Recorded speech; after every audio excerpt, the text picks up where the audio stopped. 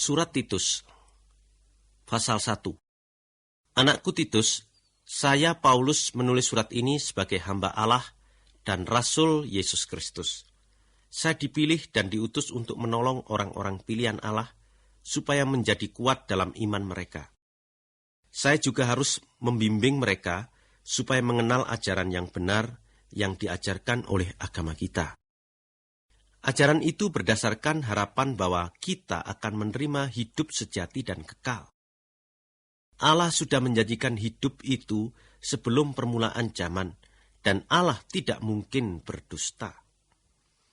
Pada waktu yang tepat, Allah menyatakan janjinya itu dalam pesannya.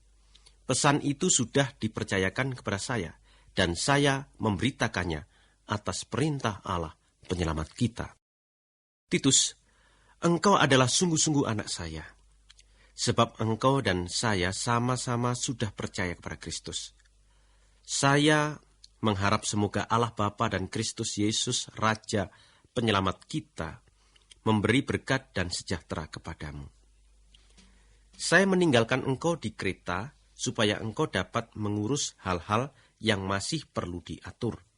Juga, supaya engkau mengangkat pemimpin-pemimpin jemaat di setiap kota. Dan ingatlah akan petunjuk-petunjuk saya ini. Seorang pemimpin jemaat hendaklah seorang yang tanpa cela. Ia harus mempunyai hanya seorang istri. Anak-anaknya harus sudah percaya kepada Kristus dan bukan yang dikenal sebagai anak berandal dan yang tidak bisa diatur. Penilik jemaat adalah orang yang mengurus pekerjaan Allah. Ia tidak boleh bercela. Ia tidak boleh sombong atau pemarah, atau pemabuk, atau suka berkelahi, atau mata duitan. Ia harus senang menerima orang di rumahnya, suka akan hal-hal yang baik, dapat menahan diri, jujur, suci, dan tertib. Ia harus berpegang teguh pada ajaran yang dapat dipercaya, seperti yang sudah diajarkan kepadanya. Dengan demikian, ia sanggup menasihati orang berdasarkan ajaran yang benar dan menunjukkan kesalahan orang-orang yang menentangnya. Sebab banyak orang yang suka memberontak, terutama orang-orang yang tadinya beragama Yahudi, mereka menipu orang lain dengan omong kosong mereka. Orang-orang seperti itu harus ditutup mulutnya, sebab mereka mengacaukan banyak keluarga dengan ajaran-ajaran yang tidak-tidak.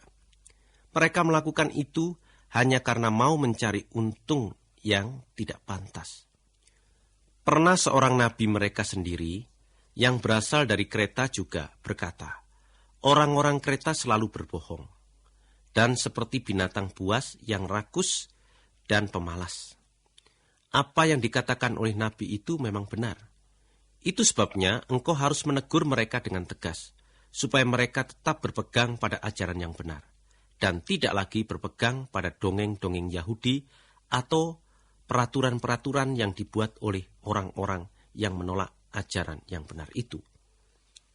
Segala sesuatu adalah suci bagi orang-orang yang suci, tetapi bagi orang-orang yang pikirannya kotor dan yang tidak beriman, tidak ada sesuatu pun yang suci. Sebab pikiran dan hati nurani mereka sudah kotor. Mereka berkata bahwa mereka mengenal Allah, padahal perbuatan mereka menyangkalnya. Mereka menjijikkan dan mereka tidak mau taat. Mereka adalah orang-orang yang tidak mampu melakukan sesuatu. Tetapi engkau, Titus, hendaklah engkau mengajarkan ajaran yang tepat.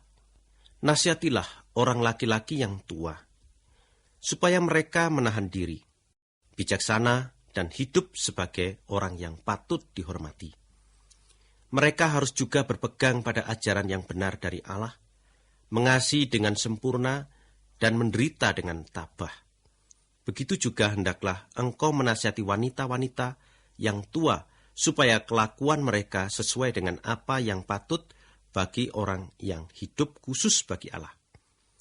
Mereka tidak boleh memfitnah orang lain, dan tidak boleh ketagihan minuman keras. Mereka harus mengajarkan hal-hal yang baik, supaya dengan itu mereka dapat mendidik wanita-wanita muda untuk mengasihi suami dan anak-anak, menjadi bijaksana, hidup suci, dan menjadi ibu rumah tangga yang baik, yang tunduk kepada suaminya. Dengan demikian, tidak ada orang yang dapat mencela berita dari Allah. Begitu juga, nasihatilah orang-orang muda supaya mereka menjadi bijaksana. Dalam segala hal, hendaklah engkau menjadi teladan kelakuan yang baik. Kalau engkau mengajar, engkau harus jujur dan bersungguh-sungguh. Pakailah kata-kata yang bijaksana, yang tidak dapat dicela orang, supaya lawan-lawanmu menjadi malu, karena tidak ada hal-hal buruk yang dapat mereka katakan tentang kita. Hamba-hamba harus tunduk kepada tuannya dan menyenangkan hatinya dalam segala hal. Mereka tidak boleh membantah atau mencuri. Hendaklah mereka menunjukkan bahwa mereka selalu bersikap baik dan setia, supaya dengan sikap mereka itu orang memuji ajaran tentang Allah, penyelamat kita. Sebab Allah sudah menunjukkan rahmat-Nya guna menyelamatkan seluruh umat manusia. Rahmat Allah itu mendidik kita supaya tidak lagi hidup berlawanan dengan kehendak Allah dan tidak menuruti keinginan duniawi. Kita dididik untuk hidup dalam dunia ini dengan tahu, menahan diri, tulus dan setia kepada Allah. Sekarang kita sedang menantikan hari yang kita harap-harapkan itu. Pada hari itu dunia akan melihat keagungan Yesus Kristus, yaitu Allah Maha Besar dan Raja Penyelamat kita. Ia sudah mengorbankan dirinya bagi kita untuk membebaskan kita dari segala kejahatan dan menjadikan kita suatu umat yang bebas dari dosa dan yang menjadi miliknya saja, serta yang rajin berbuat baik. Ajarkanlah semuanya itu, dan nasihatilah serta tegurlah para pendengarmu dengan penuh wibawa. Janganlah membiarkan seorang pun ingatkanlah anggota jemaat-jemaatmu, supaya mereka tunduk kepada pemimpin-pemimpin dan penguasa negara, serta taat dan bersedia melakukan setiap hal yang baik. Katakan kepada mereka supaya jangan memfitnah atau bertengkar dengan siapapun juga, melainkan supaya bersikap ramah. Hendaklah mereka selalu bersikap lemah lembut terhadap semua orang.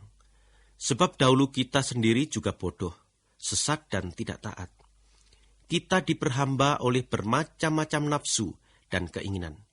Kita hidup dengan niat-niat jahat dan iri hati, serta saling membenci. Tetapi Allah penyelamat kita menunjukkan kasih dan kebaikan hatinya kepada kita.